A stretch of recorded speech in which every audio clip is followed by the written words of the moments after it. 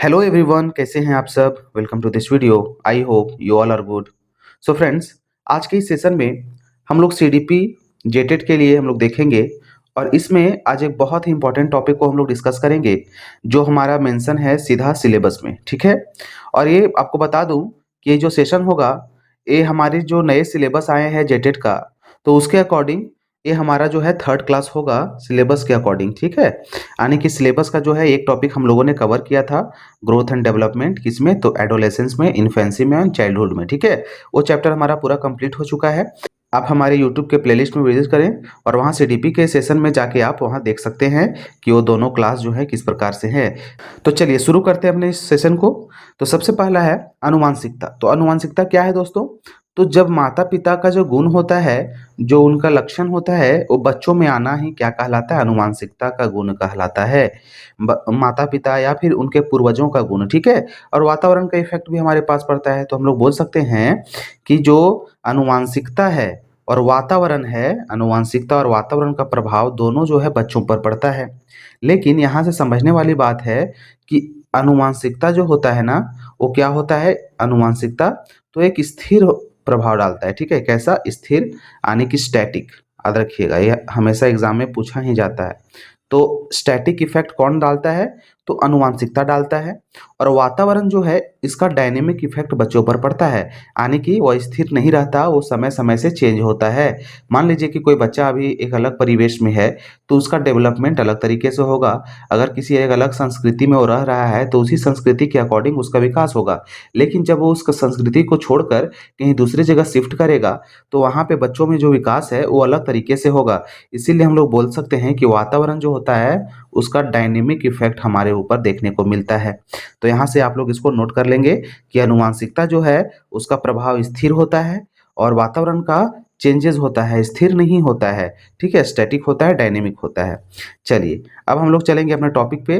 तो अनुवांशिकता का सबसे पहले हम लोग देख लेते हैं कि इसका डेफिनेशन क्या है। ठीक है। अनुवांशिकता एक ऐसी जैविक प्रक्रिया है जिसमें माता पिता के लक्षण, गुण, लक्षण और विशेषताएं उनकी संतानों में पीढ़ी दर पीढ़ी स्थानांतरित होती हैं। इसे हम इस तरह भी कह सकते हैं कि यह जीवों में होने वाले उन बदलावों का अध्ययन है जो पीढ़ी दर पीढ़ी होते हैं और माता पिता से संतानों में जाते हैं। ठीक है। तो यहाँ से हम लोग क्या बोल सकते हैं कि अनुवांशिकता जो है पीढ़ी दर पीढ़ी ट्रांसफर होने वाला एक गुण है जीन्स के माध्यम से, जो कि बच्चों में देखने को मिलता है। ऐसा नहीं है कि सिर्फ माता पिता का गुण बच्चों में आएगा, उनके पूर्वजों, दादा दादी, नाना नानी का भी जो गुण है, लक्षण है, वो हेरिडिटी के माध्यम से बच्चों में देखने को मिलता है। ठीक है। चलिए आगे है। अनुवांशिकता मतलब है कि हम अपने माता पिता से कुछ गुण जैसे आंखों का रंग, बालों का रंग, ऊंचाई आदि विरासत में पाते हैं। जैविक दृष्टिकोण से अनुवांशिकता का आधार हमारे डीएनए, यानी कि डीऑक्सीराइबोज न्यूक्लिक एसिड में निहित होता है। ठीक है। तो क्या बताया है कि अनुवांशिकता से जो है माता पिता का गुण हमारे अंदर आता है, जिसमें आंखों का रंग है। अगर माता पिता का जो है, अगर माता या पिता का आंख जो है अगर बहुत सुंदर है, ब्राउनिश है, तो बच्चों का भी आंख जो है ब्राउनिश होने के चांसेस ज़्यादा बनते हैं। अगर उनके बालों का रंग जैसा होगा वैसा ही बच्चों का बाल बाल का रंग होगा। यानी कि कुल मिला के हम लोग बोल सकते हैं कि बच्चों का जो उनका फिजिकल अपीयरेंस है वो माता पिता पे ही निहित होता है। ठीक है। चलिए, बोला है कि अनुवांशिकता का आधार हमारे डीएनए, डीएनए का फुल फॉर्म क्या होता है दोस्तों? तो डीऑक्सी राइबो न्यूक्लिक एसिड, उसी में निहित होता है। ठीक है। अच्छा, अब अनुवांशिकता की प्रक्रियाएं क्या है? तो अनुवांशिकता की प्रक्रिया में माता पिता के जीन, यानी कि डीएनए के टुकड़े, जीन क्या होता है? तो डीएनए के टुकड़े होते हैं, संतानों को दिए जाते हैं। ठीक है। माता पिता का जीन जो है संतानों में आ जाता है। ये जीन हमारे लक्षणों को निर्धारित करते हैं। जब एक नया जीव बनता है तो वह अपने माता पिता से आधे आधे जीन प्राप्त करता है। इस प्रकार संतान में माता पिता दोनों के लक्षण मिश्रण होता है। ठीक है। बोला है कि डीएनए जो है जीन्स के रूप में बच्चों में आता है और दोनों का जो गुण होता है बच्चों में पाया जाता है, क्योंकि क्रोमोसोम का आप लोगों ने नाम सुना होगा। तो क्रोमोसोम जो है, माता का क्रोमोसोम और पिता का क्रोमोसोम, दोनों का क्रोमोसोम से आधे आधे मिलकर जो है बच्चों का निर्माण होता है। तो चलिए सबसे पहले हम लोग अभी देखते हैं दोस्तों कि क्रोमोसोम के बारे में। तो जैसा कि हम लोगों को पता है कि किसी भी ह्यूमन मतलब इंसान के बॉडी में कितना 23 जोड़ी 46 क्या होता है? क्रोमोसोम होता है। ठीक है, 23 पेयर होता है, ठीक है, याद रखिएगा। अब इसमें से जो है क्या होता है, अगर ये बच्चा बना 23 क्रोमोसोम का, तो इसमें से दोनों का जो है यानी कि 22 किससे बनेगा, तो एक मान लीजिए कि एक फीमेल है, याद रखिएगा, एक फीमेल है और एक है मेल, ठीक है, एक है मेल। अब इसका क्रोमोसोम और इसका क्रोमोसोम, दोनों का क्रोमोसोम मिलके कोई बच्चा बनाएगा, यानी कि एक्स एक्स बनाएगा या फिर एक्स वाई बनाएगा। एक्स एक्स मीन्स होता है हमारा लड़की का क्रोमोसोम, एक्स वाई मतलब लड़के का। तो बताइए, जब 23 जोड़ी लड़का में भी है, 23 जोड़ी हमारा लड़की में भी है, तो क्या होगा कि 22-22 जोड़ी जो होता है ना, वो लड़का लड़की में दोनों में सेम होता है, ठीक है। 22 जोड़ी, 22 पेयर जो होता है वो गर्ल्स एंड बॉयज में सेम होता है। अब 23 जो पेयर्स होता है, 23 नंबर का जो पेयर होता है, वही दोनों में डिफरेंस होता है और वही जो है बच्चों का निर्माण में सहायता करता है। यानी कि 23वां नंबर हमारा कौन सा हो जाएगा, एक्स एक्स हो जाएगा और एक्स वाई हो जाएगा, ठीक है। यहाँ से आप लोग याद रखिएगा। और यही जब फीमेल का एक्स और मेल का वाई बनता है, तो एक्स वाई बन के पुरुष का निर्माण होता है। और अगर मेल का एक्स और फीमेल का भी एक्स बनता है, तो हमारा इसका, तो हमारे यहाँ फीमेल का निर्माण होता है, ठीक है। तो इस तरह से बच्चों का यहाँ से निर्माण होता है, आप लोग इसको देख सकते हैं। तो आने की कितने जोड़ा क्रोमोसोम है, 23 जोड़ा। अच्छा, तो बच्चे के निर्माण में कितना पेयर जो है, बोल सकते हैं उसके गुण लक्षण अनुवांशिक जीन्स को ट्रांसफर करने के लिए कौन सा पेयर जो है रोल प्ले करता है, तो 23rd जो हमारा पेयर है वो रोल प्ले करता है, ठीक है। चलिए चलिए आगे है वंशानुक्रम। वंशानुक्रम क्या है, तो प्रत्येक मनुष्य व व्यक्ति को मानसिक, शारीरिक, व्यवहार आदि संबंधित गुण अपने पूर्वजों से विरासत में मिलते हैं। इन मिश्रित गुणों के समूह को ही वंशानुक्रम कहा जाता है। वास्तव में वंशानुक्रम एक अमूर्त एवं जैविकीय दृष्टि से अत्यंत धारणा है, जो पूर्वजों के व्यवहारों की तुलना करके जाना जाता है। व्यक्ति के जन्मजात गुण ही उसका वंशानुक्रम है। यानी कि बोला है कि माता पिता पूर्वजों का गुण ट्रांसफर होना ही वंशानुक्रम। अगर मान लीजिए कि कोई ऐसा पूर्वज था जो बहुत, बोल सकते हैं कि उसका जो शरीर था वो बहुत डिफरेंट था, यानी कि बहुत ही अलग था, स्ट्रांग था, तो उसी तरह का कभी देखने को मिलेगा कि उसके पूर्वज बच्चों, आने वाले जो बच्चे हैं, तो उस बच्चों में भी एक गुण लक्षण पाए जाते हैं, तो उसको वंशानुक्रम कहेंगे। अब देखते हैं कि वंशानुक्रम के जो परिभाषाएं हैं, वंशानुक्रम की परिभाषाएं, तो उसको देखते हैं कि कौन से जो मनोवैज्ञानिक है इसको क्या बोला है। तो वुडवर्थ के अनुसार, इसको आप लोग याद रखिएगा, ज़्यादा नहीं है, 2-3 है, तो इसको आप लोग याद रखिएगा, नोट कर लीजिएगा अच्छे से कॉपी में। तो वुडवर्थ के अनुसार वंशानुक्रम क्या है, तो वंशानुक्रम में वे सभी बातें बातें समाहित रहती हैं जो जीवन का प्रारंभ करते समय, जन्म के समय नहीं बल्कि जन्म से लगभग 9 महीने पहले गर्भाधान के समय विद्यमान थी, और व्यक्ति वंशानुक्रम और वातावरण का उत्पाद है। तो वुडवर्थ ने क्या कहा है कि जो बच्चा होता है उसमें वंशानुक्रम के द्वारा जो बच्चों में जो गुण आते हैं, वो ऐसा नहीं है कि बच्चों के जन्म के समय ही आता है, बल्कि उससे 9 महीने पहले जब जो फीमेल है वो जब बच्चा को कंसीव करती है, उसी समय जो है जितने भी जीन्स ट्रांसफ़र होने चाहिए बच्चों में, वे सारे जीन्स ट्रांसफ़र हो जाते हैं और वही जो होता है वो बच्चों का निर्माण करता है, ठीक है? तो यही यहाँ वुडवर्थ ने बताया है। चलिए, नेक्स्ट है हमारा जेम्स ड्रेवर के अनुसार। तो जेम्स ड्रेवर ने क्या कहा है, तो शारीरिक व मानसिक विशेषताओं का माता-पिता से संतानों को हस्तांतरित होना ही वंशानुक्रम है। देखिए वही बात है कि मानसिक, शारीरिक, मानसिक विशेषता जो होता है माता-पिता का, वही बच्चों में ट्रांसफ़र होना ही क्या कहलाता है, वंशानुक्रम कहलाता है, जेम्स ड्रेवर के अनुसार। उसी तरह डगलस व हॉलैंड के अनुसार क्या होता है, व्यक्ति का वंशानुक्रम उसके माता-पिता व अन्य पूर्वजों के व्युत्पन्न सभी संरचना, भौतिक, शारीरिक क्रियाएँ व गुण होती हैं। यानी कि डगलस और हॉलैंड ने बताया है कि बच्चों में जो जितने भी चेंजेज़, यानी कि जो भी उनका जो गुण है, इम्पोर्टेंस है या फिर रोल है, वो जितना भी आता है बच्चों में, वह सभी किससे आता है, तो उनके पूर्वजों से आता है। जैसा उनके पूर्वजों का भौतिक, शारीरिक और क्रियाएँ गुण होगा, उसी तरह बच्चों में भी उसी तरह के गुण पाए जाएँगे। ठीक है? चलिए, अब आनुवांशिकता की प्रक्रियाएँ हम लोग देखेंगे। तो आनुवांशिकता वह प्रक्रिया है जिसके द्वारा जीन, वही चीज़ है यहाँ पे, जीन हस्तांतरित होता है माता-पिता का, डीएनए से हमारे शरीर में आता है। आनुवांशिकता की निम्नलिखित प्रक्रियाएँ कौन-सी हैं? तो डीएनए की प्रकृति, ठीक है? तो डीएनए आनुवांशिकता अगर होगा तो किस-किस चीज़ पे डिपेंड करेगा कि बच्चों का जो विकास है किस प्रकार हो रहा है। तो सबसे फर्स्ट हमारा डीएनए की प्रकृति, ठीक है? तो डीएनए के एक अणु दो समान अणुओं में प्रतिकृति बनाता है। यह प्रक्रिया कोशिका विभाजन के दौरान होती है, जब एक कोशिका दो कोशिकाओं में विभाजित होती है। प्रत्येक नई कोशिका को समान डीएनए के प्रति एक प्रति मिलती है। यानी कि बोला है कि डीएनए जो है वही टूटकर दो समान भागों में बच्चों का विकास करता है। अच्छा, दूसरा है जीन अभिव्यक्ति। तो जीन हम लोगों ने पढ़ा कि जीन के माध्यम से ही बच्चों का जो आनुवंशिकता है वो एक पीढ़ी से दूसरी पीढ़ी में ट्रांसफर होता है। तो डीएनए में निहित जानकारी जीन के रूप में संग्रहित होती है। तो डीएनए में जो है जीन संग्रहित होती है। जीन में निहित जानकारी प्रोटीन बनाने के लिए उपयोग होती की जाती है। तो जीन में जो है वह प्रोटीन बनाने का उपयोग होता है, ठीक है। प्रोटीन विभिन्न प्रकार के कोशिका कार्य करते हैं, जैसे कि एंजाइम, संरचनात्मक प्रोटीन और संकेत प्रोटीन, ठीक है। चलिए, थर्ड नंबर है मेंडलियन विरासत। तो मेंडलियन विरासत जो है वह जॉन ग्रेगर मेंडल ने दिया था, इसका एक विकास का सिद्धांत, और वही विकास के सिद्धांत जो है हम लोग यहाँ भी देखेंगे। तो यह आनुवंशिकता के नियमों का अध्ययन है जिसे ग्रेगर मेंडल ने खोजा था। इन नियमों के अनुसार लक्षणों का वंशानुक्रम विवेचित होता है। उदाहरण के लिए एक व्यक्ति की आंखों का रंग उसके माता पिता से विरासत में मिल सकता है, यानी कि आंखों का रंग जो बच्चों में होगा उनके माता पिता से आया है, ठीक है।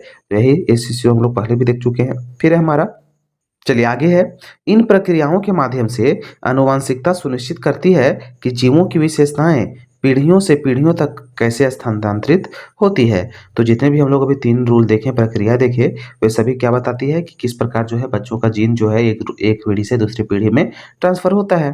फिर है हमारा भ्रूण का निर्माण एक्स एंड एक्स वाई, ठीक है। तो अभी हम लोगों ने पीछे देखा शॉर्ट्स में कि जो है भ्रूण का निर्माण कैसे होता है, जो एक्स एक्स होती है वो फीमेल होती है, एक्स वाई जो होता है वो मेल होता है, ठीक है। तो भ्रूण का निर्माण एक जटिल प्रक्रिया है जिसमें एक निषेचित अंडा विकसित होकर एक पूर्ण जीव बन जाता है। तो देखिए क्या होता है कि जब स्पर्म जो है, स्पर्म मेल का जो है स्पर्म होता है और फीमेल का जो होता है क्या होता है, अंडाणु होता है, ठीक है, अंडाणु होता है। तो शुक्राणु जो है अंडाणु से जब मिलता है तो क्या कहलाता है, निषेचन कहलाता है, ठीक है। निषेचन की प्रक्रिया कब कहलाएगा, जब पुरुष का शुक्राणु और महिला का जो अंडाणु है वे दोनों जब आपस में मिलेगा तो उस प्रक्रिया को हम लोग निषेचन कहते हैं। और जब निषेचन हो जाता है तो उससे क्या बनता है, हमारा जाइगोट बनता है, ठीक है, जाइगोट बनता है। और जाइगोट से ही क्या बनता है, हमारा भ्रूण बनता है, ठीक है। यहाँ से आप लोग याद रखिएगा। तो वही यहाँ बताया गया है। चलिए नेक्स्ट देखते हैं हम लोग, जो एक्स एक्स और एक्स वाई गुणसूत्रों पर नियंत्रित होता है। बच्चों का जो है, बच्चों का जो गर्ल्स बनेगा या बॉयज बनेगा तो इसका निर्धारण कैसे होता है, तो एक्स एक्स और एक्स वाई गुणसूत्रों के द्वारा निर्धारण होता है। अच्छा, लिंग निर्धारण कैसे होता है, तो मनुष्यों में लिंग निर्धारण एक्स वाई गुणसूत्रों द्वारा होता है। महिला के दो एक्स गुणसूत्र एक्स एक्स होते हैं, पुरुष में एक्स और वाई गुणसूत्र होते हैं जो कि एक्स वाई हो कहलाते हैं। तो बताइए कि मनुष्य का जो लिंग निर्धारण होगा वह किस गुणसूत्र पर होगा, तो पुरुष का वाला होगा ना एक्स वाई पे, क्योंकि महिला में एक्स एक्स है ही। अगर महिला का कुछ भी या फिर एक्स आए या फिर एक्स आए कोई डिफरेंस होगा नहीं। पुरुष का अगर एक्स आता है तो भी डिफरेंस नहीं होगा, लेकिन अगर वाई आएगा तो क्या होगा, मेल होगा। तो इसीलिए जो है हम लोग बोल सकते हैं कि लिंग निर्धारण जो होता है वो पुरुष के गुणसूत्र से होता है, ठीक है। चलिए, निषेचन का समय कब कहलाएगा, तो निषेचन का समय जो होता है, तो जब एक शुक्राणु एक अंडे से निषेचित करता है यानी कि अंडाणु से, तो वह अपना एक्स या वाई गुणसूत्र अंडे में स्थानांतरित कर देता है। क्योंकि अंडाणु जो होता है ये एक्स एक्स का गुणसूत्र होता है, महिला का या फिर एक्स होगा या फिर एक्स होगा, ठीक है, क्योंकि उसके पास वाई तो है नहीं। लेकिन पुरुष का जो है वो एक्स या वाई जाएगा तो बच्चे का जो है लिंग निर्धारित होगा। यदि शुक्राणु एक्स गुणसूत्र होता है तो निषेचित अंडा एक्स एक्स होगा। अगर मेल का शुक्राणु एक्स गया तो फीमेल के पास तो एक्स ही है, तो एक्स एक्स आ गया तो क्या बनेगा, तो भ्रूण क्या होगा, महिला होगा। लेकिन अगर शुक्राणु जो है वाई गुणसूत्र अगर जाएगा तो अंडा क्या बनेगा, एक्स वाई बनेगा, क्योंकि महिला के पास तो सिर्फ एक्स आएगा और पुरुष का वाई गया तो एक्स वाई मतलब पुरुष बनेगा, ठीक है। यहाँ से आप लोग, आई होप कि आप लोग को समझ में आ गई होगी। अच्छा, अब देखिए भ्रूण का विकास किस प्रकार होता है गर्भ में, तो निषेचन के बाद निषेचित अंडा कोशिका विभाजन की प्रक्रिया से गुजरता है, जिससे कोशिका की संख्या बढ़ती जाती है। ये कोशिकाएं विभिन्न प्रकार के ऊतकों और अंगों में विकसित होती है। भ्रूण के विकास के दौरान हार्मोन और अन्य कारक भी भूमिका निभाते हैं जो विशिष्ट लक्षणों के विकास को प्रभावित करते हैं। तो यहाँ क्या बताया है कि जो निषेचित अंडा होता है, जब शुक्राणु और अंडाणु जो है दोनों का मिलन हो जाता है, निषेचन हो जाता है, तो वह क्या होते हैं, अलग कोशिकाओं में टूटने लगते हैं और उसकी कोशिका बढ़ने लगती है। तो जैसा कि हम लोगों ने पढ़ा है कि बहुत सारी कोशिकाओं से मिलकर एक व्यक्ति का निर्माण होता है और बहुत सारे कोशिकाएं मिलकर एक ऊतक का निर्माण करते हैं। ठीक है, यहाँ से याद रखिएगा। इस प्रकार जो है भ्रूण का निर्माण जटिल प्रक्रिया है जिसमें लिंग निर्धारण भी होता है। एक्स एक्स और एक्स वाई गुणसूत्र की उपस्थिति में लिंग निर्धारण करती है। ठीक है, तो यहाँ से आई होप कि आपको समझ में आ गई होगी कि भ्रूण भ्रूण का जो निर्माण है, निषेचन क्या कहलाता है और जाइगोट क्या कहलाता है। जब निषेचन के दौरान जब एक बोल सकते हैं कि बच्चे का भ्रूण का जो विकास हुआ नहीं होता है, होने वाला होता है, जब दोनों आपस में मिल जाते हैं तो वहाँ पे जाइगोट का निर्माण होता है। जाइगोट जो है भ्रूण के रूप में विकसित होता है। ठीक है, चलिए नेक्स्ट है हमारा, आनुवांशिकता बालक के किन पहलुओं को प्रभावित करती है। तो आनुवांशिकता जो है बच्चों को किस प्रकार से प्रभावित करेगी। तो मान लीजिए कोई बच्चा है, कोई माता पिता है, वो गूंगा है। ठीक है, गूंगा है तो उसका बच्चा अगर मान लीजिए गूंगा होगा तो उसका जो है बच्चे का जो बोल सकते हैं कि बालक का जो लाइफ है वो कहीं ना कहीं तो इफेक्ट करेगा उससे। ठीक है, अगर माता पिता जो है अगर बहुत खूबसूरत है तो बच्चा भी क्या होगा, खूबसूरत होगा, तो उस तरह से प्रभावित करेगा। अगर मान लीजिए कोई पेरेंट्स जो है वह छोटा है या बड़ा है तो उसी प्रकार उसका बच्चा भी होगा, तो उसका हम बोल सकते हैं कहीं न कहीं जो है आनुवांशिकता जो है बच्चों को प्रभावित करता ही है। तो आनुवांशिकता यानी हमारे माता-पिता से हमें विरासत में मिले जीन हमारे जीवन के लगभग हर पहलू को प्रभावित करता है। यह सिर्फ हमारी शारीरिक बनावट तक ही सीमित नहीं है, बल्कि हमारी बुद्धि, व्यक्तित्व, बीमारियों के प्रति संवेदनशीलता और यहाँ तक कि कुछ हद तक हमारे व्यवहार को भी प्रभावित करती है ना? आनुवंशिकता के कुछ प्रमुख पहलू जिन पर यह प्रभाव डालती है, तो कुछ प्रमुख पहलू हैं जिन पर आनुवंशिकता प्रभाव डालती है, तो वो है पहला शारीरिक बनावट। तो बताइए शारीरिक बनावट अगर माता-पिता का जैसा होगा, बच्चा का भी उसी तरह होगा, तो हमारे ऊँचाई, वजन, बालों का रंग, आँखों का रंग, त्वचा का रंग आदि सभी आनुवांशिक कारकों से प्रभावित होते हैं। फिर हमारा स्वास्थ्य है, कुछ बीमारियाँ जैसे मधुमेह यानी कि शुगर का जो डायबिटीज़ का प्रॉब्लम होता है, उच्च रक्तचाप यानी कि हाई ब्लड प्रेशर, हृदय रोग आदि आनुवांशिक रूप से प्रवृत्त होती है। यानी कि अगर मान लीजिए कि पेरेंट्स को अगर डायबिटीज़ की प्रॉब्लम है, बीपी की प्रॉब्लम है, हार्ट का प्रॉब्लम है, तो हो सकता है कि बच्चों में भी ये प्रॉब्लम आपको दिखाई दे। फिर है बुद्धि, तो बुद्धि भी आनुवांशिक कारकों से प्रभावित होती है। हालाँकि पर्यावरण का भी इसमें बहुत बड़ा योगदान होता है। देखिए बुद्धि जो है वो आनुवंशिकता से प्रभावित होता ही है, क्योंकि जिस प्रकार के पेरेंट्स होंगे, जिस प्रकार का आईक्यू लेवल पेरेंट्स का होगा, कहीं न कहीं बच्चों में भी उस प्रकार का आपको आईक्यू लेवल देखने को मिलेगा लगभग। ऐसा नहीं कि 100% ऐसा ही होता है, लेकिन बहुत जगह देखने को मिलता है। लेकिन साथ ही साथ जो है वातावरण का यानी कि पर्यावरण का भी योगदान बच्चों के विकास में बहुत बड़ा योगदान करता है। जैसे देखते हैं कि कोई-कोई ऐसा है जो स्लम्स में रहेंगे, झोपड़ी में रहेंगे, है ना? तो वे बच्चे भी जो हैं कभी न मतलब बहुत अच्छे पोस्ट पर जाते हैं, आईएएस बनते हैं, पीसीएस के एग्ज़ाम निकालते हैं। तो ऐसा नहीं है कि अगर माता-पिता उनके पढ़े-लिखे नहीं हैं, तो बच्चा नहीं होगा। तो ऐसा बहुत कम देखने को मिलता है। चलिए, व्यक्तित्व है, तो हमारे व्यक्तित्व के कुछ लक्षण जैसे अंतर्मुखी या बहिर्मुखी होना, भावनात्मक स्थिरता आदि आनुवांशिक रूप से प्रभावित हो सकता है। यानी कि जो माता-पिता का व्यक्तित्व है, उसी प्रकार का बच्चों का भी व्यक्तित्व हो सकता है। उससे कुछ बच्चों में प्रभाव डाल सकता है। फिर है प्रतिभा। कुछ विशिष्ट प्रतिभाएँ जैसे संगीत, कला या गणित में प्रतिभा की आनुवांशिक कारकों से जुड़ी हो सकती है। कहने का मतलब है कि अगर पेरेंट्स जो है संगीत में इंटरेस्ट ले रहे हैं, कला में इंटरेस्ट ले रहे हैं, बच्चों गणित में इंटरेस्ट ले रहे हैं, तो आने वाले जो पीढ़ी वाले बच्चे होंगे वो भी कहीं न कहीं इन सभी से जुड़े हुए रहेंगे। तो फिर है व्यवहार। कुछ व्यावहारिक लक्षण जैसे आक्रामकता, चिंता आदि भी आनुवांशिक कारकों से प्रभावित होते हैं। ठीक है? पर यह ध्यान रखना महत्वपूर्ण है कि आनुवंशिकता केवल एक कारक है, पर्यावरण भी हमारे विकास में महत्वपूर्ण भूमिका निभाता है, ठीक है? पर्यावरण भी हमारे विकास में बहुत अधिक महत्वपूर्ण भूमिका निभाता है। फिर आनुवंशिकता और पर्यावरण एक दूसरे के साथ मिलकर काम करते हैं। कोई भी एक जीन किसी एक विशेष लक्षण के लिए पूरी तरह जिम्मेदार नहीं होता। आमतौर पर कई जीन मिलकर किसी विशेष लक्षण पर निर्धारण करते हैं। एक जीन जो है किसी विशेष लक्षण का काम नहीं करता, बहुत सारे जीन मिल करके बच्चों का मतलब बच्चों में आता है और बहुत सारे गुणों को अपने साथ लेके आता है। उदाहरण के लिए अगर आप देखें तो यदि आपके माता-पिता दोनों लंबे हैं, तो आपके भी लंबे होने की संभावना अधिक होती है, ठीक है? अगर बच्चा जो है माता-पिता लंबा है, तो बच्चा भी लंबा होने का संभावना अधिक है, ऐसा नहीं है कि होगा ही, ठीक है? हम लोग अभी आगे देखेंगे कि जो इसका आनुवंशिकता का सिद्धांत है, तो प्रत्यार्पण का सिद्धांत में हम लोग देखेंगे कि किस प्रकार से जो है लंबे माता-पिता का भी जो बच्चा है, वो छोटा हो सकता है, ठीक है? लेकिन अगर आपका पोषण अच्छा नहीं है, तो आप उतने लंबे नहीं हो पाएँगे, जितने आपकी आनुवंशिकता के अनुसार हो सकते थे।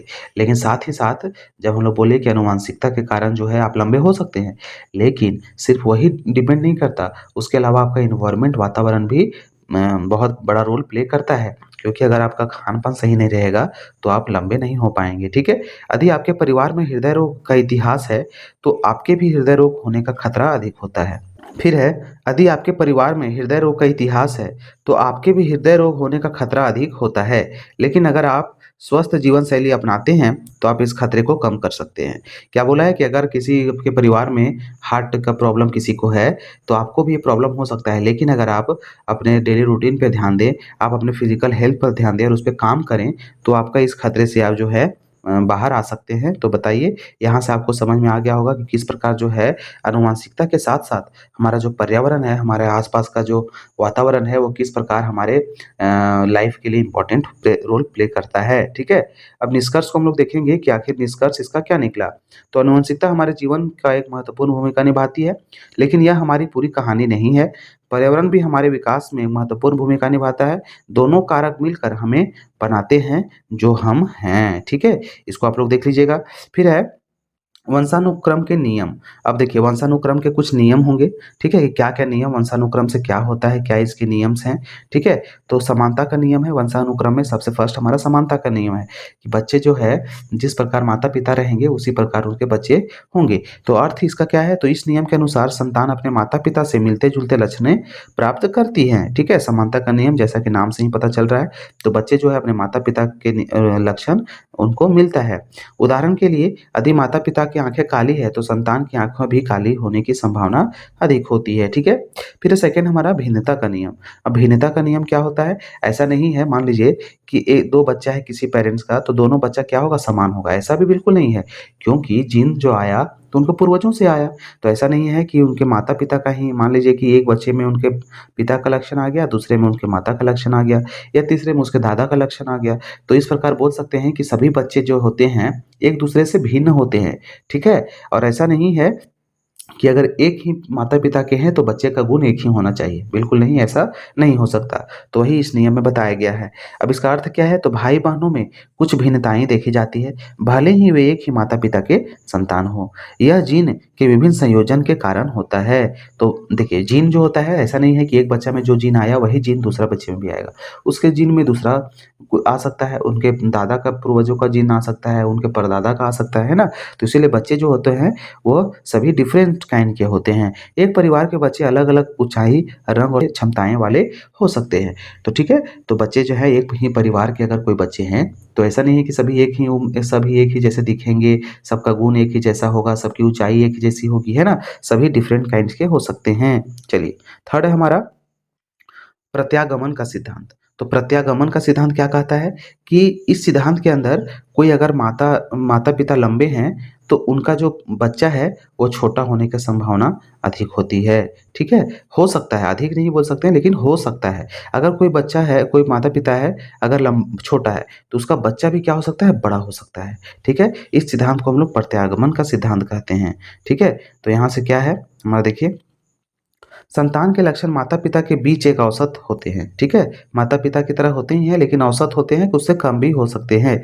यदि एक लंबा व्यक्ति एक छोटे व्यक्ति से विवाह करता है, तो संतान ऊँचाई माता-पिता की ऊँचाई के बीच ही होगी। यानी कि अगर कोई लंबा व्यक्ति है, वो छोटे व्यक्ति से शादी करता है, तो उसका बच्चा जो है पूरा लंबा नहीं होगा, छोटा होगा, ठीक है? तो ये हमारा प्रत्यागमन का सिद्धांत कहता है। चलिए आगे है, हम लोगों ने देखा कि जो वंशानुक्रम का नियम था, वो कैसा था? तो वो नियम हो गया लेकिन कुछ सिद्धांत है जो बहुत सारे मनोवैज्ञानिकों के द्वारा दिया गया है, तो उन सिद्धांतों पर हम लोग एक नज़र डालते हैं।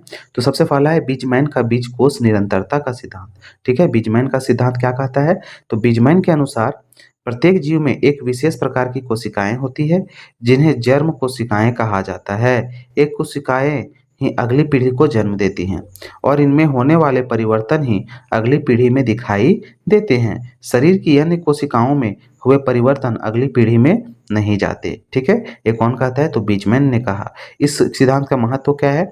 तो इस सिद्धांत ने वंशानुक्रम के अध्ययन में एक नया आयाम जोड़ा और जर्म कोशिकाओं के महत्व को समझाने की मदद की है। ठीक है, तो बीजमैन का जो ये हमारा है बोल सकते हैं स्टेटमेंट, इसको आप लोग याद रखिएगा। नेक्स्ट है गॉल्टन का जीवमितीय सिद्धांत। तो गॉल्टन क्या कहता है? तो गॉल्टन ने मानव लक्षणों का सांख्यिकीय अध्ययन किया और बताया कि कई लक्षण माता पिता से संतानों में जाते हैं। उन्होंने वंशावली विश्लेषण का भी उपयोग किया। महत्व क्या है इसका? तो इस सिद्धांत में वंशानुक्रम के अध्ययन में मात्रात्मक दृष्टिकोण को प्रोत्साहित किया और आनुवंशिकी के विकास में महत्वपूर्ण भूमिका निभाई।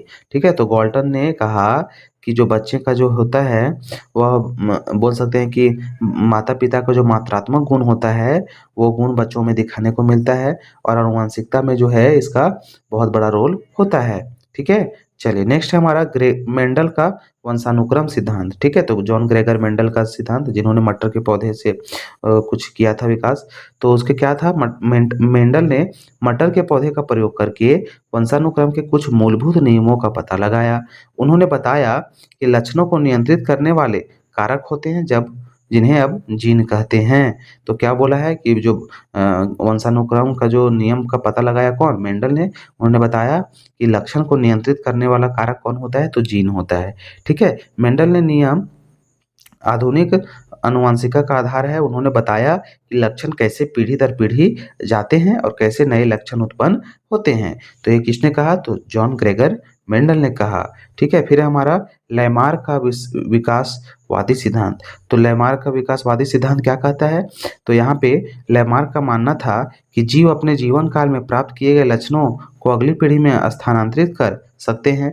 उदाहरण के लिए एक जिराफ बार बार ऊंचे पेड़ के पत्तियों को खाने के लिए अपनी गर्दन फैलाता है तो उसकी संतान की गर्दन लंबी होगी। देखिए लैमार्क का जो ये सिद्धांत है बहुत ही ज़्यादा इंपॉर्टेंट है, इसको आप लोग जरूर से जरूर इसको देख लीजिएगा कि लैमार्क ने कहा कि एक जो मान लीजिए कि अगर अभी कोई बच्चा है उसका भले ही जीन उसका ट्रांसफ़र अच्छा नहीं हुआ है, वो छोटा है या फिर जो है, लेकिन वो अगर खुद को ट्राई कर रहा है अच्छा करने का कोशिश कर रहा है तो उसका आगे आने वाली पीढ़ी जो है उस प्रकार की बन सकती है। तो जिस प्रकार यहाँ जिराफ के बारे में बोला कि जैसे जिराफ है उसका गर्दन पहले बोला है पहले जिराफ का जो गर्दन था वो छोटा हुआ करता था। ठीक है, गर्दन छोटा हुआ करता था, लेकिन जब वे पेड़ पौधे की पत्तियों को खाना शुरू किए तो वे ट्राई करने लगे कि पेड़ को और ऊंचाई तक छू सके, तो इसीलिए अपने गर्दन को लंबा करने लगे और उसी वही उसका जो लंबा करने का आदत हो गया, उसकी अगली पीढ़ी में देखने को मिला कि जो जिराफ का जो गर्दन है धीरे धीरे लंबा होता चला गया। ठीक है, तो वही बात कौन बोला है? तो लैमार्क का विकासवादी सिद्धांत बोलता है कि जो अभी अगली पीढ़ी में अभी के पीढ़ी में जो हम लोग अभी ट्राई करेंगे वो आगे की पीढ़ी में हम लोग को देखने को मिलेगा। अच्छा, महत्व क्या है इस सिद्धांत का? तो लैमार्क का सिद्धांत का विकास के बारे में पहला वैज्ञानिक सिद्धांत था।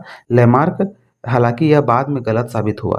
तो देखिए लैमार्क का सिद्धांत जो है विकास के बारे में पहला वैज्ञानिक सिद्धांत था और यह बाद में गलत भी साबित हुआ। ठीक है, आप लोग याद रख सकते हैं इसको। चलिए आगे है, इन सिद्धांतों का महत्व क्या है? तो जीव विज्ञान, इस सिद्धांतों ने जीव विज्ञान के क्षेत्र में क्रांति ला दी, हमें जीवों के विकास और विविधता के समझने में मदद की। ठीक है, चलिए इस सिद्धांत को आप लोगों ने देखा। अब इसके बाद ये हमारा जो है हेरिडिटी का जो जो भी आनुवंशिकी का सिद्धांत था, नियम था, वो सारे हम लोगों ने देख लिया। अब हम लोग जाते हैं वातावरण पे, किस प्रकार जो है इन्वायरमेंट जो है रोल प्ले करता है, इन्वायरमेंट का क्या रोल रहता है बच्चों का डेवलपमेंट में, उसको अब हम लोग देखते हैं। वातावरण जो है हमारे आसपास का जो पर्यावरण है, पर्यावरण का ही हमारा क्या होता है संधि विच्छेद अगर करें तो परिजोर आवरण, यानी कि हमारे आसपास के चारों ओर फैला हुआ एक क्या परत, यानी कि हम लोग जो आसपास जो हमारे चारों ओर एक छत के समान जो फैला हुआ है उसी को हम लोग क्या बोलते हैं? पर्यावरण कहते हैं। तो वातावरण को पर्यावरण के नाम से भी जाना जाता है। आमतौर पर वातावरण का अभिप्राय व्यक्ति के आसपास के चारों तरफ की परिस्थितियों से है। ठीक है, हमारे आसपास जिस प्रकार की परिस्थिति है उसको हम लोग वातावरण कहेंगे। पर्यावरण शब्द दो शब्दों से मिलकर बना है, परि और आवरण। ठीक है, परि का अर्थ होता है चारों ओर और आवरण का अर्थ होता है ढकने वाला। तो जो हम लोग को चारों ओर से ढके हुए है उसको हम लोग पर्यावरण कहते हैं। ठीक है, वंश क्रम का एक पीढ़ी से दूसरी पीढ़ी में स्थानांतरण, विकास व वृद्धि में सहायक तत्व ही वातावरण कहलाता है। ठीक है, वातावरण के माध्यम से ही जो है जीन्स ट्रांसफर होते हैं। अच्छा, वातावरण की परिभाषाएँ क्या है? तो बहुत सारे मनोवैज्ञानिक ने वातावरण का जो एनवायरनमेंट का जो डेफिनेशन दिया है, वो अपने-अपने अकॉर्डिंग दिया है, तो सभी को हम लोग एक-एक करके देखते हैं। तो डगलस व हॉलैंड के अनुसार क्या है?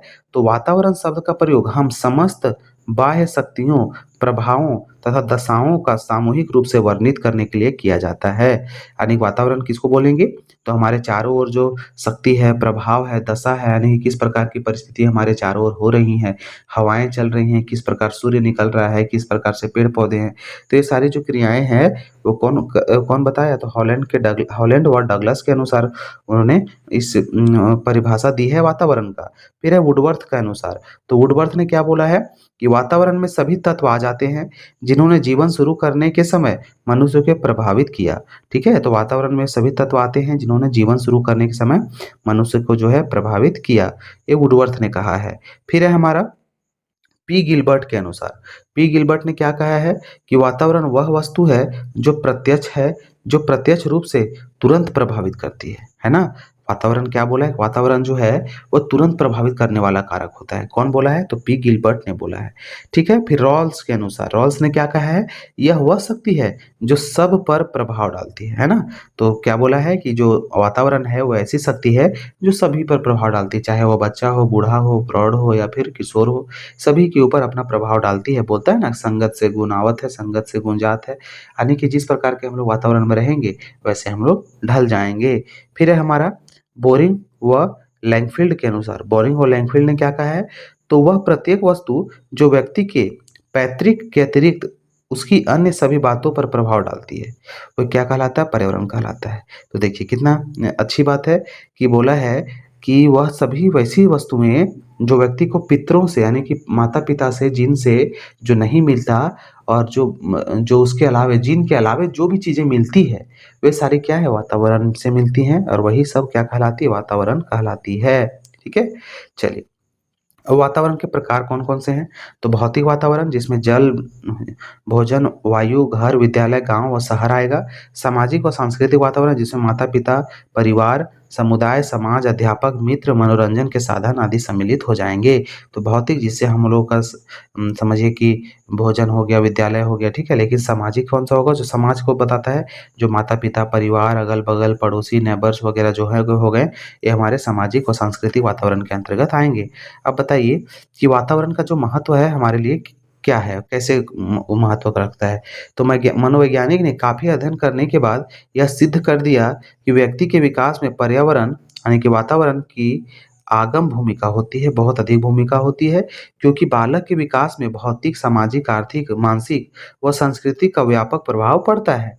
बालक का वातावरण गर्भावस्था के दौरान से ही विकसित होने लगता है। 9 माह तक भ्रूण का विकास मत के गर्भाशय में होता है, यानी कि माता के, सॉरी यहाँ माता होगा, माता के गर्भाशय में होता है। तो बोला है कि बच्चा जब भ्रूण के रूप में माता के पेट में होता है, उसी समय से बच्चों का जो है वह वातावरण का इफ़ेक्ट बच्चों में मतलब मिलने लगता है।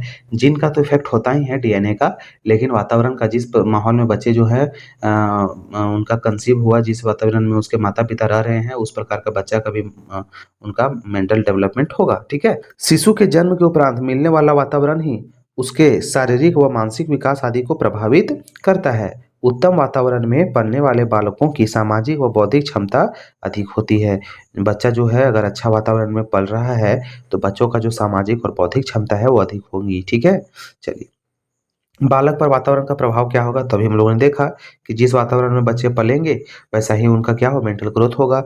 तो वातावरण का बालक के विकास पर गहरा प्रभाव पड़ता है। यह एक ऐसे कारक है जो बालक के जन्म से लेकर उसके मृत्यु तक उसके जीवन को प्रभावित करता है। ठीक है?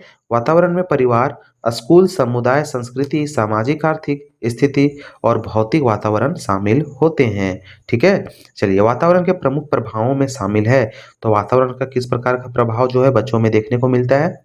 तो फर्स्ट है व्यक्तित्व का विकास में, ठीक है? तो बच्चों के व्यक्तित्व के विकास में जो है वातावरण प्रभाव डालता है। तो वातावरण बालक के व्यक्तित्व के विकास को प्रभावित करता है। परिवार में मिलने वाला प्यार, देखभाल और अनुशासन बालक के व्यक्तित्व के निर्माण में महत्वपूर्ण भूमिका निभाता है।